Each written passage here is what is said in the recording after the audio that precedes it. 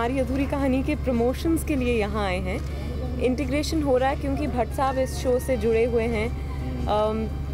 गुरु जो कि इस शो के प्रोड्यूसर हैं, वो भट्ट साहब के साथ काम कर चुके हैं, वो बहुत करीब हैं।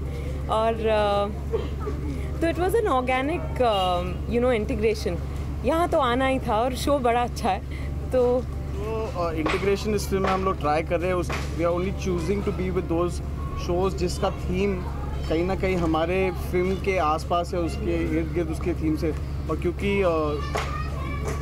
गुरु सर ने खुद मेरी फिल्म देखी है and he felt how it can be integrated. It's a win-win for both, I think.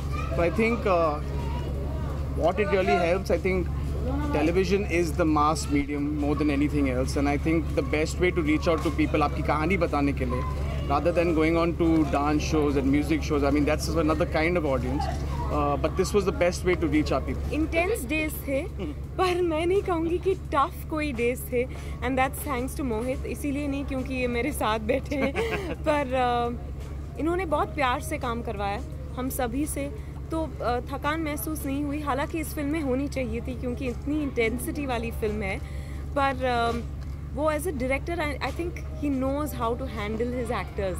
कभी बहुत इंटेंस सीन कर लेते तो अगले दिन थोड़ा सा कम इंटेंस कुछ करवा लेते, और कभी हमें प्रेशर महसूस नहीं होने दिया क्योंकि डायरेक्टर पे बहुत प्रेशर होता है। और एक स्पेशली आप आउटडोर लोकेशन पे जाते हैं तो इतने सारे वेरिएबल्स होते हैं।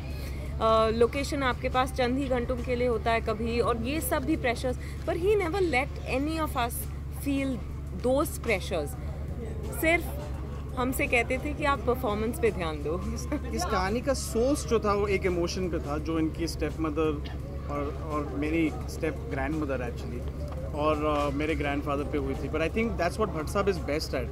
आई मीन इट्स नॉट ऑटोबायोग्राफिकल, पर एग्जैक्टली फ्रेम्ड में ऐसा कुछ नहीं है, बट उसका जो सोर्स है वो एक रियल है।